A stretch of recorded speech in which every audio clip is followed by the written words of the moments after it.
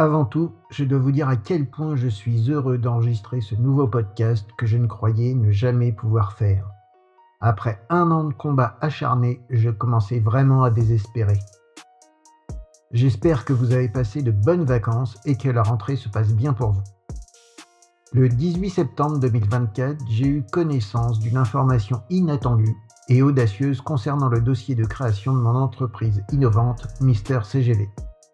Alors que ma demande avait initialement été rejetée pour des raisons administratives, un tournant surprenant a eu lieu, redonnant espoir à l'entrepreneur que je suis. Une idée visionnaire.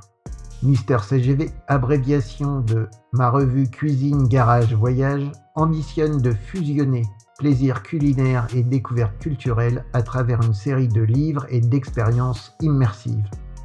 Cette entreprise promet de transporter les lecteurs dans des lieux exotiques tout en leur apprenant à préparer des plats emblématiques des cultures qu'ils explorent. Le rejet administratif.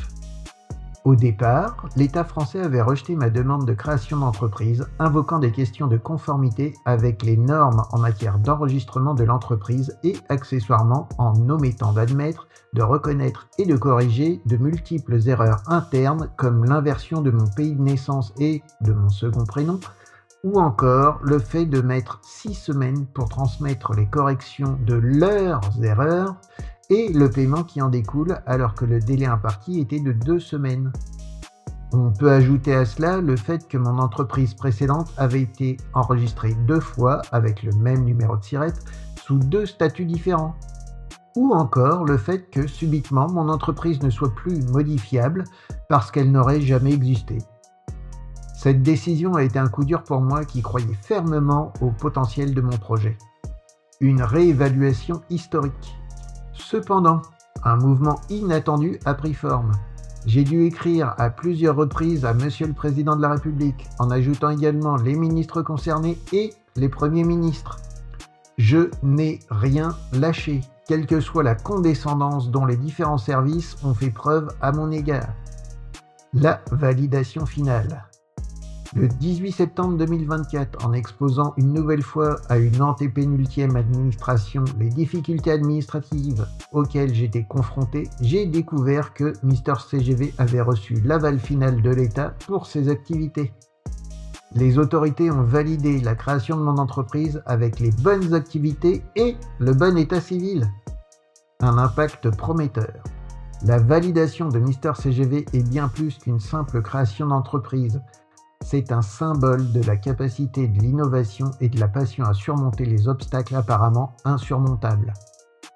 L'entreprise prévoit de lancer ses premières publications mêlant recettes et récits de voyage avant la fin de l'année 2024.